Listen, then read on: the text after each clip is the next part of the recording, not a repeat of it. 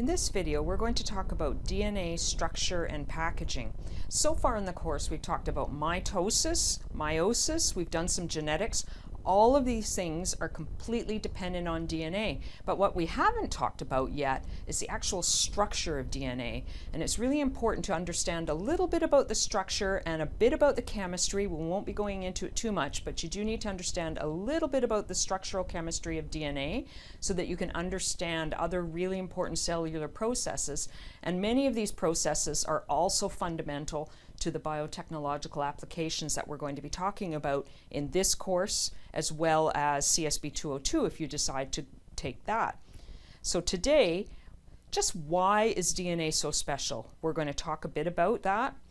Then we're going to talk about nucleotides, which are actually the building blocks of DNA. And in this video, we're also going to talk about RNA as well, because DNA and RNA are very similar, but we're going to be careful to distinguish between them. So we'll provide you with a DNA versus RNA checklist. We are going to talk about polynucleotide chains, which is what you get when you put a bunch of building blocks together. We'll talk about the double helix, which many of you will be aware of is the most stable structure for DNA, and we'll talk about how that is configured.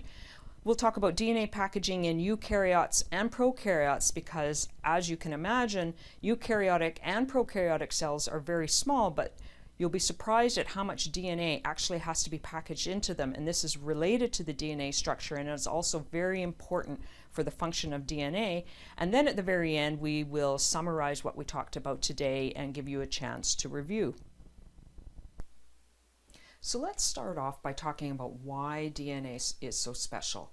First of all, and most importantly, DNA is the blueprint for life. DNA is what makes you, you, and what makes every other single living thing that you see around you what it is. It's responsible for that complete variety of life that we took a look at earlier this year: trees, animals, insects, microorganisms, all of it. And recall that we talked about the molecular biology central dogma, where DNA makes RNA, makes protein. Well, notice that DNA is right at the forefront of that dogma. The second reason why DNA is so important is that it is a nucleic acid.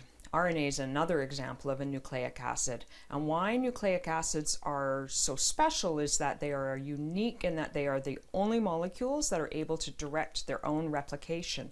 And here on the right, you can see that we have, this is a molecule of a nucleic acid, and this is able to serve as a template for replication, and you'll see in this lecture and some subsequent lectures why the structure of nucleic acids make them ideally suited for this.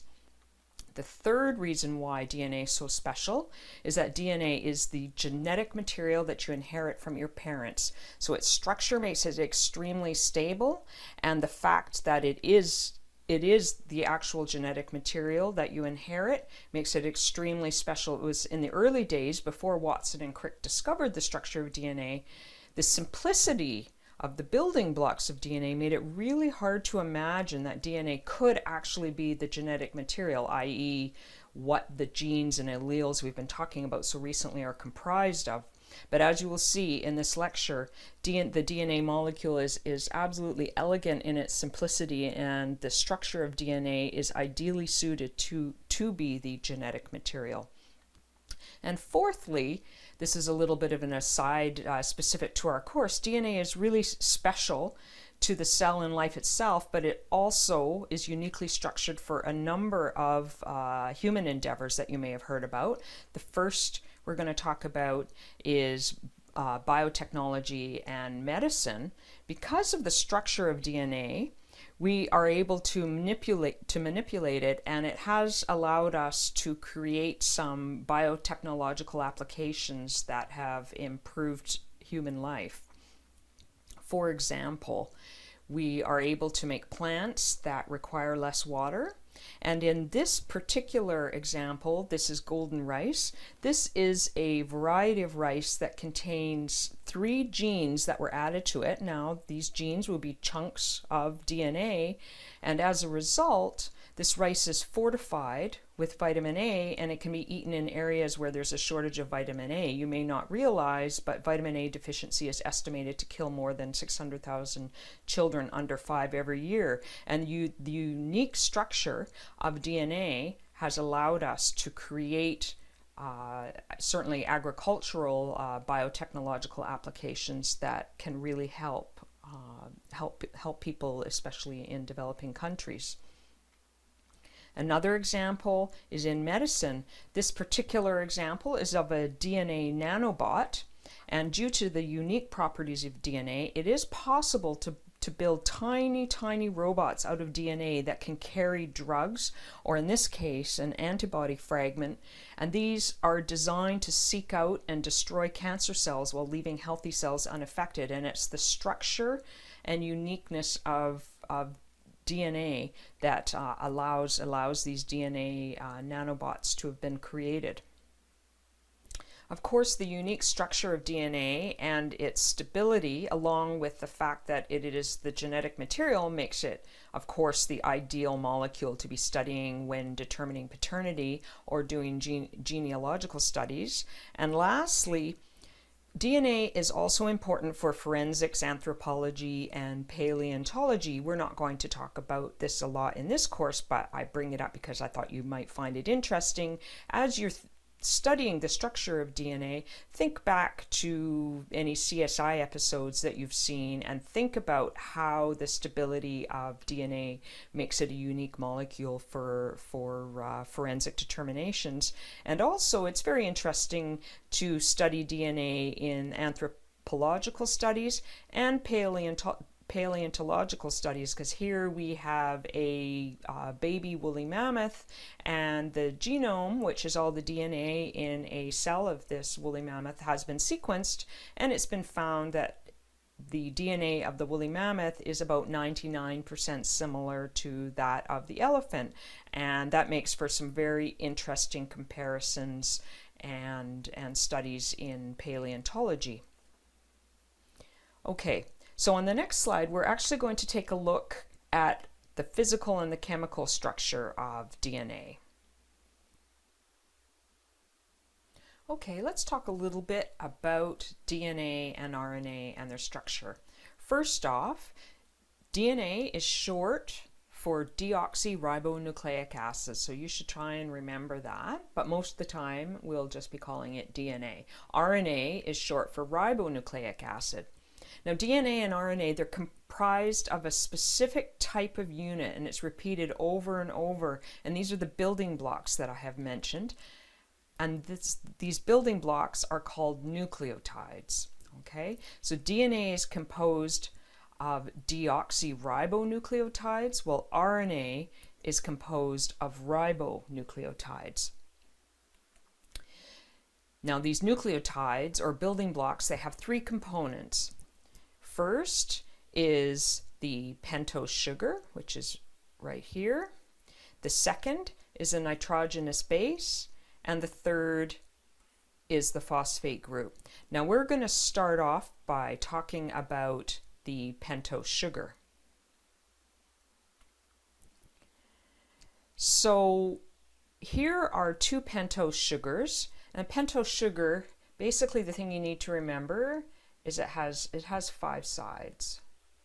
So it's a pentagon shape, has 5 sides, and it also has 5 carbons. But one thing you'll notice is there is a carbon on each corner, like so, except there's an oxygen here.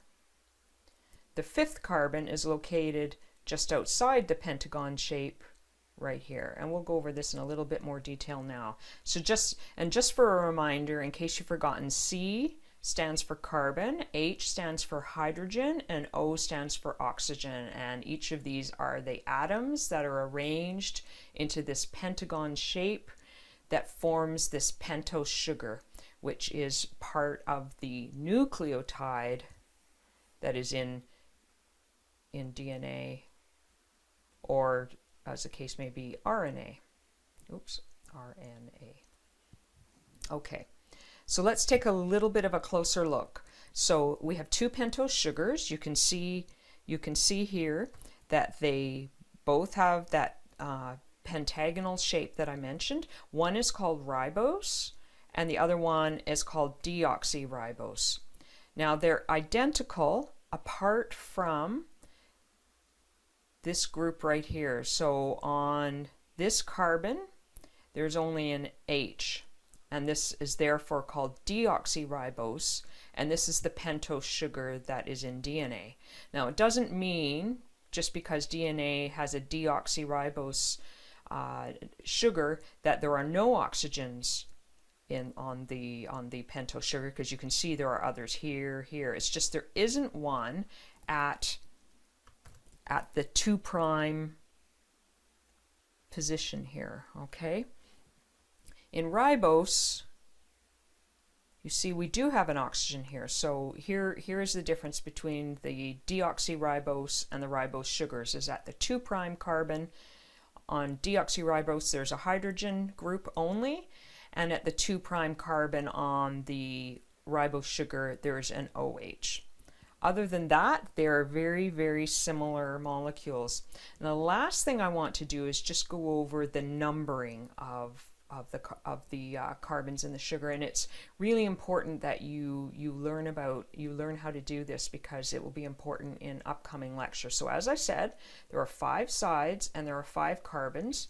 Essentially what scientists do is the easiest way is to start numbering from the carbon outside the pentagon shape, and so this one is 5'. This carbon here is 4'. This one is 3', 2', and 1'.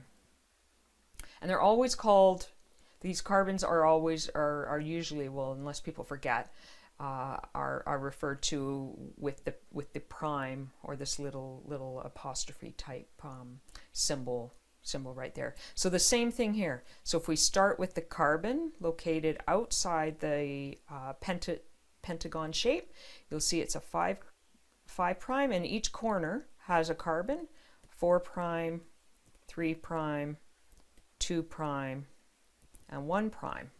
Okay, so these are the typical parts of a pentose sugar. This diagram is almost identical, but I would like you to use this as a bit of an activity to see if you understood what we talked about in the last slide. So scientists are sometimes lazy and don't show the carbons at the corners, but I can assure you that there is a carbon here, there is one here, there's one here, there's one here, and you can see that one here. So often this is the kind of diagram you might see, and it's just assumed that you will understand that there's a carbon at each corner. So I would recommend that at this point you pause the video, figure out which one of these sugars is the ribose sugar that you can find in RNA, which one is the deoxyribose sugar, and make a note of the difference for yourself, and number those carbons in both of these pentose sugars. And we can go over this again in tutorial this week in case it's not very clear. Okay, here we are back at our nucleotide cartoon. We've talked about the pentose sugar. We're now going to move on and talk about the nitrogenous base. Now, nitrogenous bases have, not surprisingly, a nitrogen atom. You can see there's one here and one here. And these bases can be split into 2 groups, the pyrimidines, which is this group here, and the purines, which is this group here.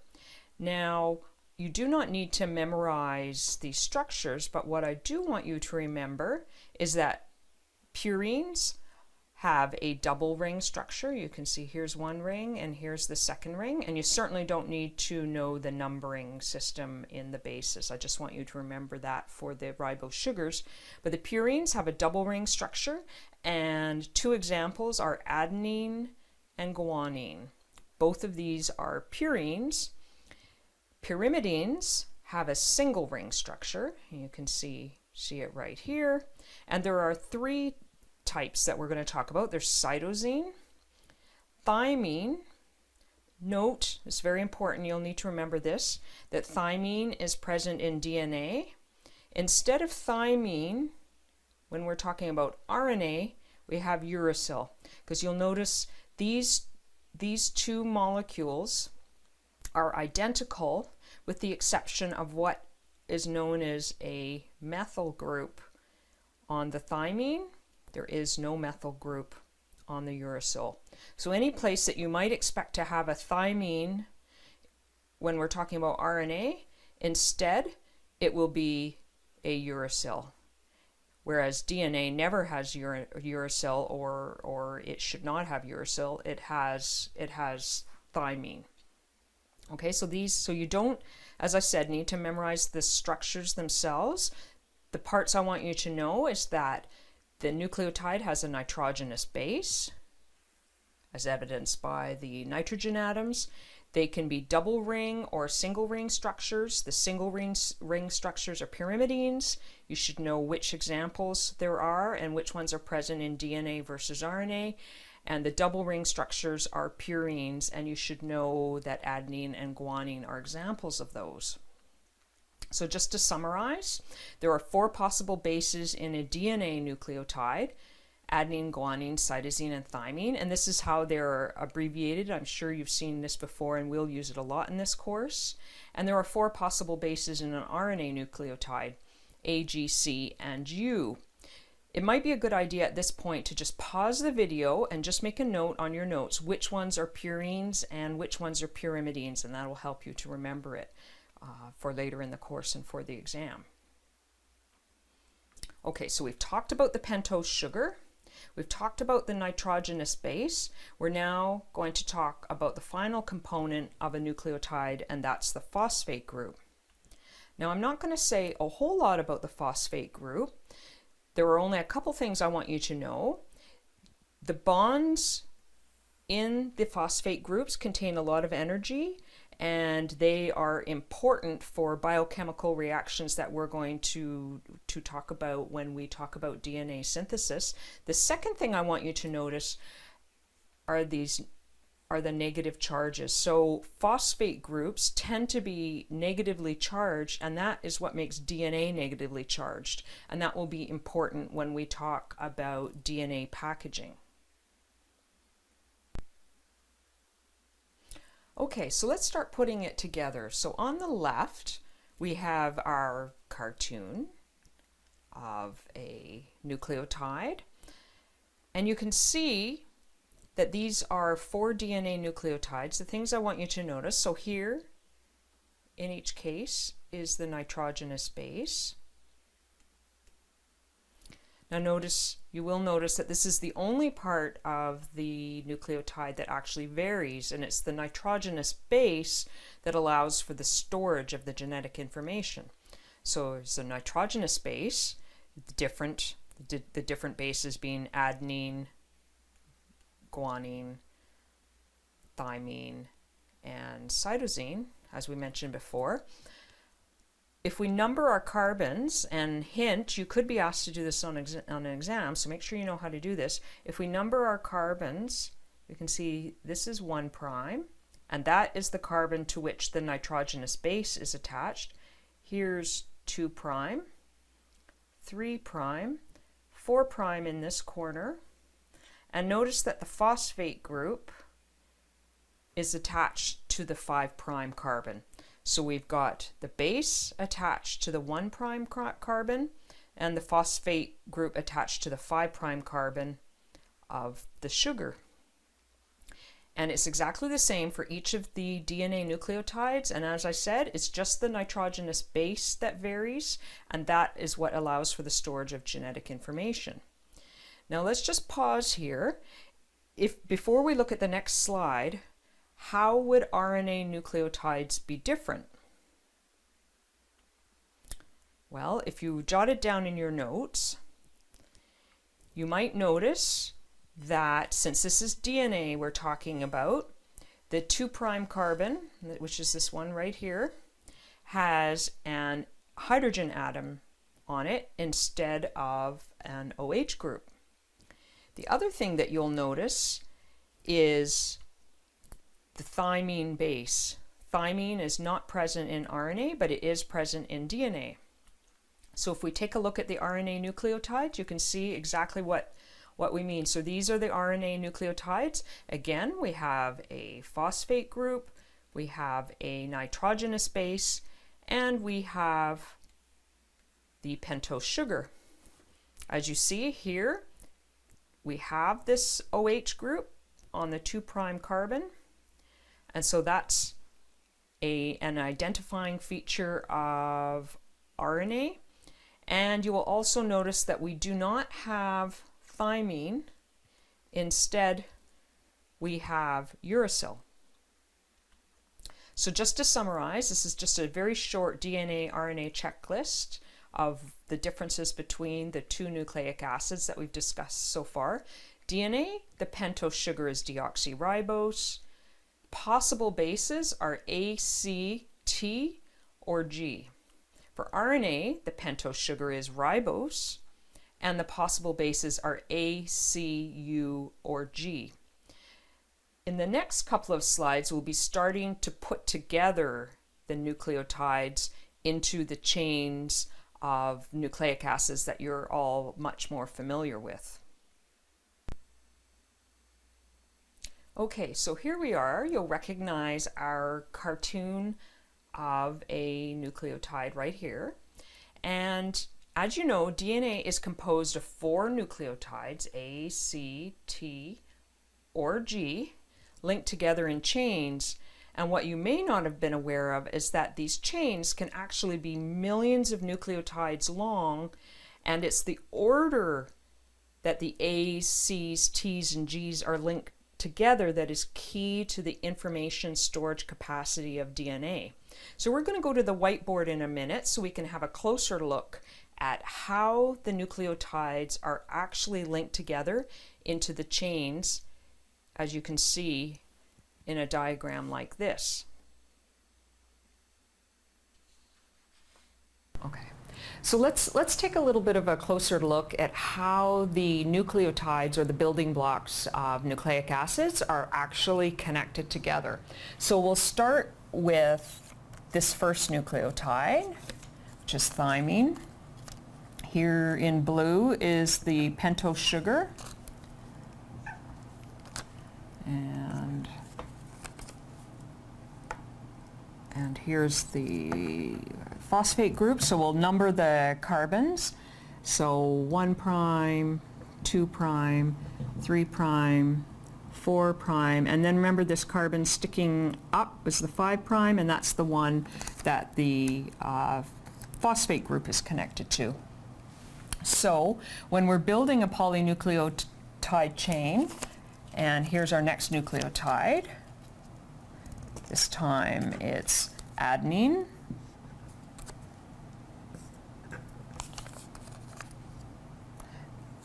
Again, we really need to label these carbons. It's important, as you'll see, to keep the numbering straight. And here's 5' attached to the phosphate group.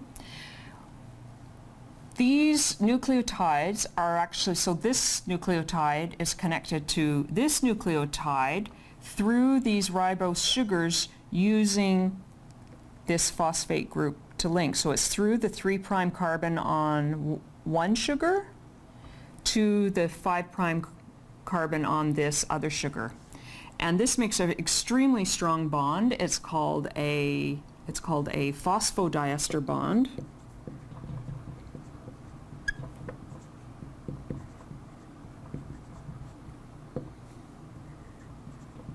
Okay, it's an extremely strong covalent bond, and that is the bond that connects these two nucleotides. So you end up with sugar, phosphate, a backbone like that. And I'll show you, continuing down with cytosine,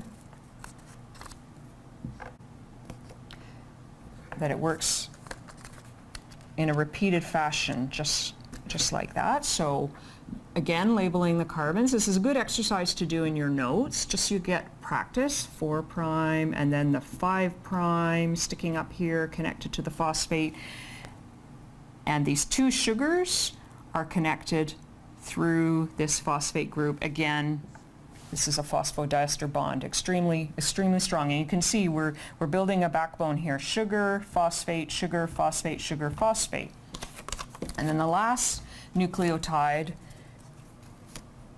guanine.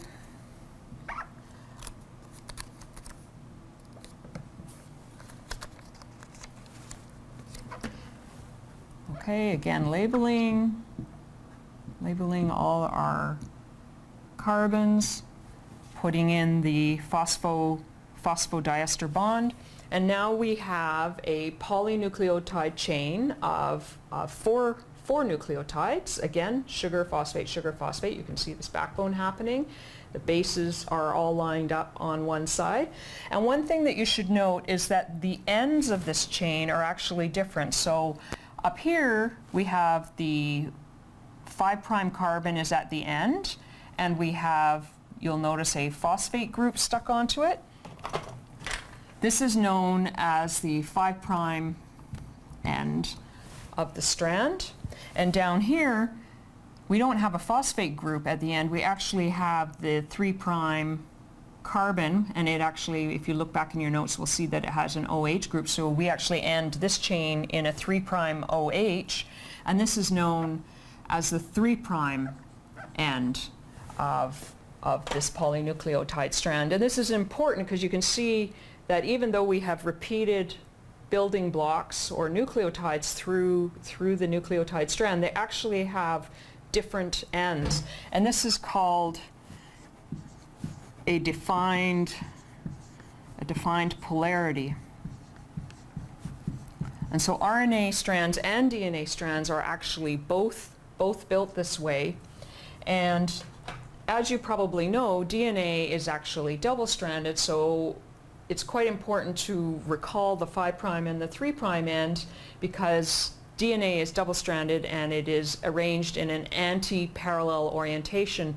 And to visualize that a little bit better, if you imagine my arm is one strand of DNA and my fingers are the 5' end and my elbow is the 3' end, double-stranded DNA is set up in an anti-parallel orientation where the ends are at opposite ends of the molecule. We're going to take a closer look at this in a diagram in the next slide. Okay, we've now talked about how you can make long polynucleotide chains, but what we need to talk about now is DNA, which is actually made up of two strands or two polynucleotide chains. So as we saw on the whiteboard, here we have our polynucleotide chain. Notice here's our ribose sugar. We have a phosphate group attached to the 5' carbon, and thus this chain's 5' end is up here. And we have the OH group attached to the 3' carbon down here, and thus this is the 3' end. So this is the same as the diagram that you saw on the whiteboard. Now we know, I introduced that in the whiteboard, is that the two strands of DNA are anti-parallel. And so what this means is that while the 5' end on this strand is up here, this strand is orientated in such a way that the 5' end of this strand, because you can see here's our phosphate group attached to that 5' carbon, is down at this end. And here's our 3' carbon right here with the OH group. This is the 3' end. So you can see these two strands are parallel, but they're a particular kind of parallel called anti-parallel because of the polarity. The 5' end of that strand is there, and the 3' end of the second strand is here, and vice versa down here. Okay, so the two strands of DNA are anti-parallel. Now the other thing you'll notice is, again, we have this sugar phosphate backbone going all the way down here with our phosphodiester bond. Notice that the strands are held together by what is called base pairing, which is comprised of hydrogen bonds, which is what these are right here. These dots are showing hydrogen bonds. So they're not as strong as a covalent bond, which is what links the sugar to the phosphate to the next sugar. Those are covalent bonds linking all those together, but hydrogen bonds are still reasonably strong in DNA, and that is what holds the two strands together. Now, the other thing you need to notice is that the G's on one strand is always directly across from the C on the other strand, and the same for the A's and the T's. So if you take a look, so here's the strand that we originally were drawing on the whiteboard with a T, a G, a C, and an A. So that's the exact same polynucleotide strand. Well, if you look at its anti-parallel strand, you'll see here we have an A, here we have a C, here we have a G, and here we have a T. So notice that whenever you have a T, you have an A. This is called complementary base pairing, and it occurs through hydrogen bonds, which we're going to take a closer look at in a minute. And that wherever you have a G, you will then have a C, C, G. So see, it doesn't matter which strand has the C or the G. Notice that the anti-parallel strand will always have the complementary base. We're going to take a look at this a little more closely.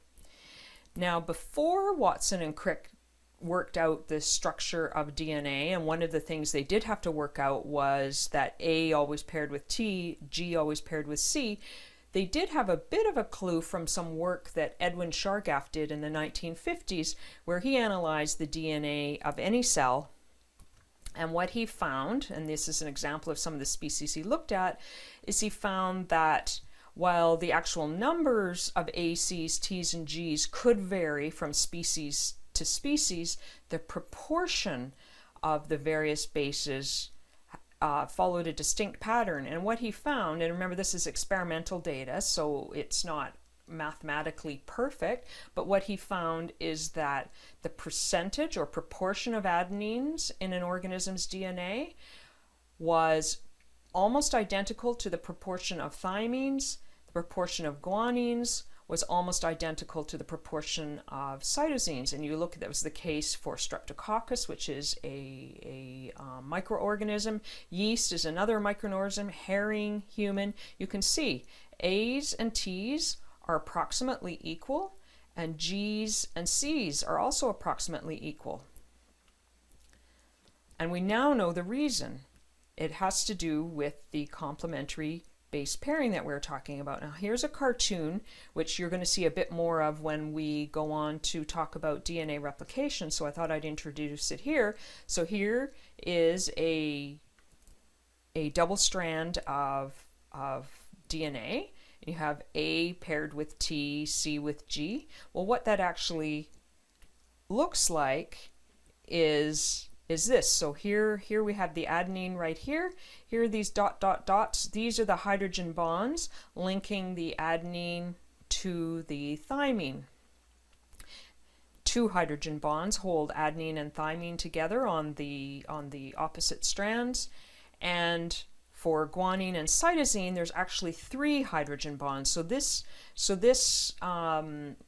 is a little bit stronger. The complementary base pairing between G's and C's is a little bit stronger than what is between A's and T's, because there's one more hydrogen bond here. But still, all in all, this is very strong hydrogen bonds. They're strong enough to keep this strand paired with this one in a stable conformation. There are some other forces as well that help hold the DNA helix together, but this is one of the really important ones. Okay, so here's a little activity for you. You could try this. If you're given the sequence of bases on one strand, you can use Chargaff's rules to predict the sequence on the other strand. And we're going to be doing quite a lot of this as we go through the course in various situations. So, for example, what is the sequence of the complementary strand for the following? So imagine this is a strand of DNA. This is the 5' end, and we always write a DNA sequence with a 5' end to the left. It's just the way it is done. It's best in this course if you always label the 5' end, but if it's not labeled and you see a sequence in a book or something, always assume that the leftmost base is 5'. So here we go. So we have a 5' end of the DNA, and one strand is CAGTAAC, and then the 3' end of the strand. So just pause the video just for a minute here and write down what the complementary strand would be for this. And by complementary strand, I mean the anti-parallel strand that would be the match for this particular DNA strand. Okay. Hopefully you were able to get exactly this answer. So here we have the 5' end, CAGTAAC, 3'. Well, the complementary strand would be anti-parallels. So remember, the 5' end of the strand would be at the same end as the 3' of the other strand, and vice versa here. And remember, we have complementary base pairing, and these would be held together with hydrogen bonds. So wherever we have a C, we have a G, A, we have a T, G, C, T, A, T, C, G. So you can see that as long as you have one DNA strand, you can actually predict what the complementary strand would be. And that's very, very important for you to understand as we move on in the course and begin talking about DNA replication and the expression, and eventually the expression of genes. So here we have the picture that you're familiar with, our flattened picture of a DNA molecule. But as you know, the two strands of DNA, they actually form a helix shape.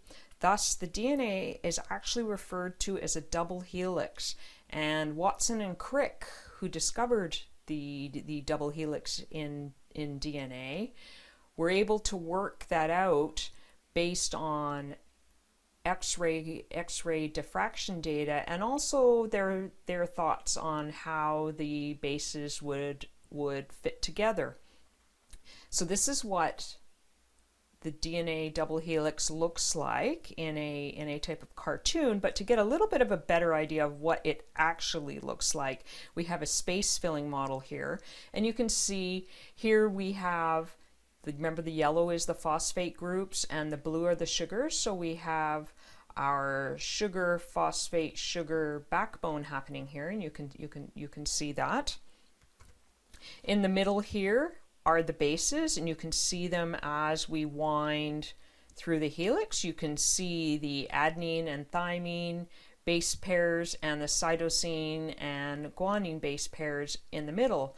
And so there is an overall negative charge along the sugar phosphate backbone of the DNA helix, and I think you can see better now why it's called a backbone. Like this backbone of blue and yellow sort of spirals around the helix. The bases are in the middle. The hydrogen bonding between the complementary base pairs helps keep the two strands together, and there are some other forces having to do, which we're not going to cover in this course, but having to do with how these bases are stacked that make this double helix very stable within the cell. So it's very stable in terms of being able to carry out the functions of the cell. It's very stable in terms of being able to be the hereditary material of life, and it's the stability that has allowed some of the applications that we mentioned earlier in this video, such as forensic applications and some paleontological applications. But there's some other things you need to understand. So DNA length is usually measured in base pairs, and these are these hydrogen bonded base pairs that I was talking about. So like a CG, that's one base pair, and an AT, that's another base pair. So for example, the DNA on the left-hand slide of the preceding slide was 4 base pairs long, and if you look at that, you'll see that. But as you know, DNA can be actually hundreds of millions of base pairs long, and if you recall back to the an earlier video, we talked about how small cells actually were. So if we're talking about the human genome, so that's the DNA in one human cell, it has 3 billion base pairs of DNA. That actually works out to be about 6 meters of DNA. How does that fit into a cell with a 6 micrometer nucleus? That's a 1 million fold reduction in size. So you actually have to compact the DNA in each of your cells 1 million times so that it will fit inside the nucleus of one of your cells. And that is done through a process of DNA packaging. Now some of this is where I'm hoping we're going to be able to put together a what we've been doing today, plus the earlier material that we were working with when we were talking about mitosis and meiosis. So here we have the DNA double helix that we've been talking about. Remember I said that the sugar phosphate sugar backbone had an overall negative charge. There are proteins called histones which actually have a positive charge, and for this reason, amongst others, the DNA helix will wrap around these histone proteins, and that's what you can see happening here. You can see how the DNA helix is wrapping around histone proteins, forms this structure called a nucleosome. The nucleosome twists more and more and more. It's all spiraling together here. It makes this structure called a 30 nanometer fiber. Now these are all electron micrographs showing DNA in various stages of compaction in the cell. This 30 nanometer fiber is looped even more. There's some proteins involved as well to form a 300 nanometer fiber, and that is compacted even more to form a chromatid. So you can see in this slide, we've gone all the way from the DNA double helix that we've been talking about in this lecture, all the way up to a replicated chromosome that we talked about in an earlier lecture. This represents approximately, certainly in humans, a 1 million fold reduction in size, and that's how we get 6 meters worth of DNA into a 6 micrometer nucleus. So it's just an amazing level of compaction. In prokaryotes, it's fairly similar. They have less DNA than most eukaryotes do, but their cells are also smaller. They don't have a nucleus, remember, but the DNA, it still must be packaged because it's still got to fit into the cell. So they have a slightly different and simpler method of packaging. Here is an example of a prokaryotic chromosome. And you can see there's some extra coiling. This is a representing DNA double helix. There's some extra coiling. There are these yellow and blue and red circles represent not histones. They're not exactly the same kind of protein, but a protein that fulfills a similar role, compacting the DNA in prokaryotes. Now prokaryotes, and I want to introduce this, so don't be too alarmed. I don't want you to memorize this part of the slide. I just wanted to introduce it so that you could get a better view of why the structure of DNA is important and why the way it is organized within a cell is important. So this is the bacterial chromosome here. This is the same thing showing in this bacterial cell right here. So that's the bacterial chromosome. We have also these other DNA structures of DNA. This is just a very simple circle of DNA called a plasmid. So plasmids are small circles of DNA. And the reason why I'm talking about them is because we know so much about the DNA structure, we've been able to manipulate plasmids that are found in prokaryotes. They're also found in some eukaryotes, but we're mostly concerned about the ones in prokaryotes, where we are able to manipulate these small circles of DNA, insert a gene of interest, put it into another bacterium, and this is where the biotechnology starts to happen, is we can then use this plasmid, this circle of DNA with some genes of interest put into them. We can use them for basic research, some of which leads to genes, for example, for pest resistance inserted into plants. The golden rice that I was talking